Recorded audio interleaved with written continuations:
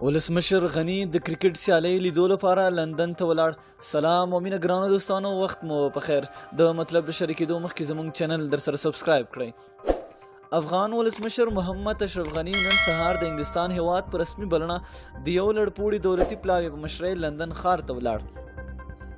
غنی به د دغه سفر په لړ کې د انګلستاني چارواکو سره د لیدنې ترڅنګ په لوی ښار مانچسټر کې د افغانستان او انګلستان لوبډلو ترمنځ په نړیوال جام کې د کرکټ ترسره کیدونکې سیالۍ هم له نږدې وګوري.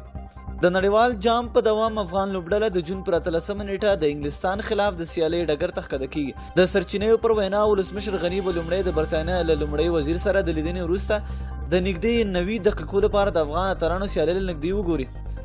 د سرچینو په وینا د ولسمشر محمد اشرف غنی سره په دغه پلاوي کې په پاکستان کې افغان سفیر عاطف مشال ترڅنګ تر شلو زیات کسان موجود دي.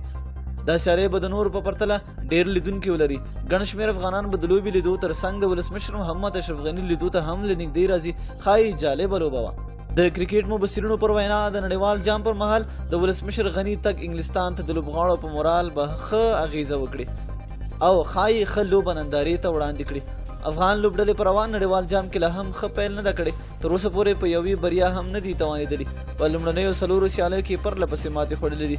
لومړۍ لوبه یې له اسټرالیا، دوهمه له سریلانکا، درېیمه له نیوزیلینډ او څلورمه یې له جنوبي افریقا بایللې ده. افغان لوبډله به په نړیوال جام کې له انګلستان وروسته له هند، ویسټ انډیز، پاکستان او بنګلادیش سره خپلې وروستۍ سیالۍ ترسره کوي. که ویډیو مو خوښه شوې وي، ویډیو در سره لایک کړئ او د خپلو دوستانو سره یې شیر کړئ. تر بلې ویډیو د لوی الله په امان.